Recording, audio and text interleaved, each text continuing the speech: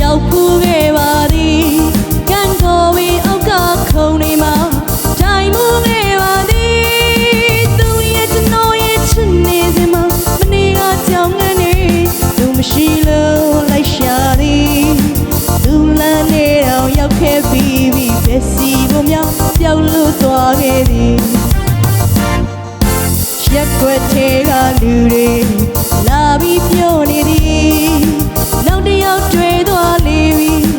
ဒါတော့မဖြစ်နိုင်သေးမတူလားမတန်တော့ထွက်ခါရှင်ကသူမိမများက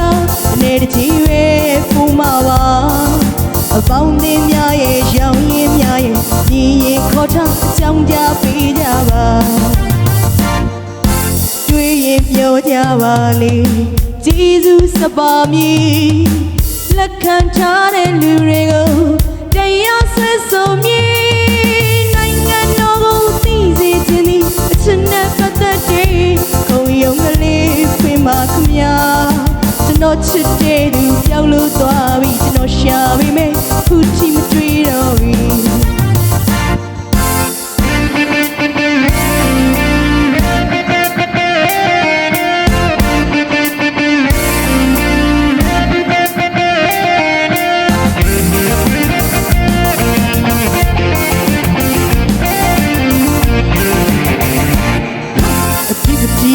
မပေါ်မှာရှောက်ပူခဲ့ပါသည်ကံတော်ဝေအောက်ကခုံနေမှာတိုင်မှုခဲ့ပါသည်သူရဲ့ကျွန်တော်ရဲ့ချစ်နေစမှာမနေ့ကကြောင်ငန်းနေသူမရှိလို့လိုက်ရှာသည်သူလမ်းနေတော့ရောက်ခဲ့ပြီးဘယ်စီဖို့များပျောက်လို့သွားခဲ့ပြီရက်ွက်ထဲကလူတွေလာပြီးပြောနေသည်နောက်တစ်ယောက်တွေ့သွားလေပြီဒါတော့မဖြစ်နိုင်သေးမတူလားမတန်တော့ထွက်ခါရှင်ကသူမိမများကအနေတကြီးပဲပူမှာပါအပေါင်းအသင်းများရဲ့ရောင်ရင်းများရဲ့ညီရင်ခေါ်ထားကြောင်းကြပေးကြပါ